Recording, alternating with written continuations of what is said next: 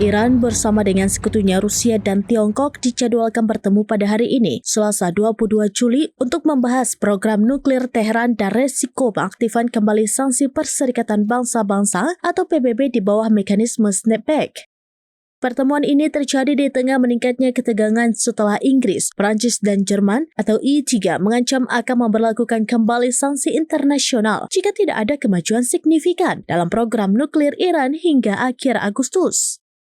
Juru bicara Kementerian Luar Negeri Iran, Ismail Baghai, seperti dikutip Al Arabiya pada Senin 21 Juli, menyatakan bahwa pertemuan ini juga akan membahas dugaan keheningan negara-negara tersebut terhadap agresi Amerika Serikat dan Israel. Pertemuan ini memunculkan pertanyaan tentang apakah ini merupakan sinyal dukungan terang-terangan dari Rusia dan Tiongkok terhadap Iran. Selain pertemuan trilateral hari ini, Teheran juga akan mengadakan perundingan terpisah dengan E3 dan Uni Eropa pada Jumat 25 Juli di Istanbul. Iran menuntut penyelesaian dari negara-negara tersebut atas apa yang mereka sebut sebagai kebungkaman terhadap agresi Amerika Serikat dan Israel. Di sisi lain, Iran menegaskan tidak ada rencana untuk melanjutkan negosiasi dengan Amerika Serikat menyusul 5 putaran pembicaraan tidak langsung yang terhenti setelah serangan Israel bulan lalu.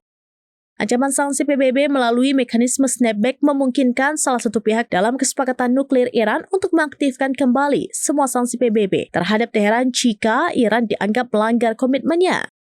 Situasi ini menambah kompleksitas dalam upaya diplomatik untuk menahan program nuklir Iran dan menjaga stabilitas di Timur Tengah.